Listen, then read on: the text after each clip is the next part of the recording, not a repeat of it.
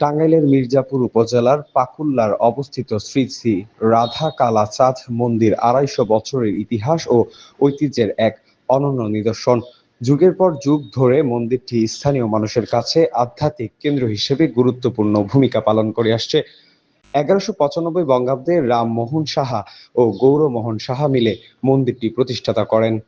পরে ১৪২৩ বঙ্গাব্দে স্থানীয় উদ্যোগে এর অবকাঠামোগত উন্নয়ন করা হয়। প্রতিষ্ঠার পর থেকে এখানে গীতা পাঠ, জন্মাষ্টমী, দোলযাত্রা, মহাযজ্ঞ ও অষ্টকালীন লীলা কীর্তন সহ সনাতন ধর্মাবলম্বীদের নানা ধর্মীয় অনুষ্ঠান অনুষ্ঠিত হয়ে আসছে।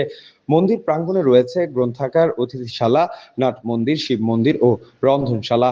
এছাড়া বিভিন্ন দেবদেবীর প্রতিকৃতি নান্দনিকভাবে নির্মাণ করা হয়েছে, যা দর্শনার্থীদের আকর্ষণ করে। শুধু পূজা স্থল নয়, রাধা কালাচাঁদ মন্দিরটি সামাজিক ও সাংস্কৃতিক ঐক্যের এক উজ্জ্বল দৃষ্টান্ত হয়ে উঠেছে। তো এই মন্দিরে রাধা কালাচাঁদ ভগবান শ্রীকৃষ্ণের আরেকটি রূপ। শ্রী শ্রী রাধা কালাচাঁদ মন্দিরের পূজা অর্চনা আমরা করে থাকি।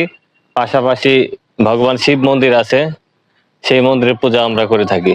এই মন্দিরটা প্রায় ২৫০ বছর মনে হয় আগে, এরকম একটা খবর পাওয়া গেছে, ২৫০ বছর আগে এটা প্রতিষ্ঠিত হয় এবং রামমোহন সাহা এটার প্রতিষ্ঠাতা।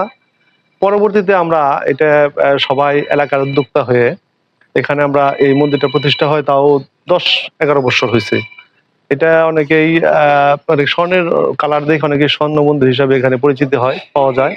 আর এখানে ভগবানের অনেক রকম উৎসবই হয়, তার মধ্যে বিশেষ করে রাস, দুল, গুষ্ঠ এই অনুষ্ঠানগুলি হয়। আর বৈশাখ মাসে নৃসিংহ চতুর্দশীতে এখানে অষ্টপ্রহর হয় ৮ দিন ব্যাপী এবং একদিন লীলা হয়।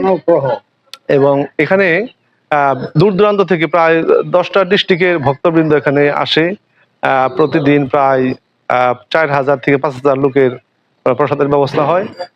এই উৎসবে এসে মানুষ ভক্তি কামনা করে ভগবানের কাছে, ভগবানকে এখানে এসে শ্রদ্ধা নিবেদন করে সবাই।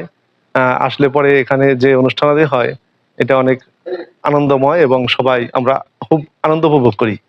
দৈনিক আজকের বাংলা .net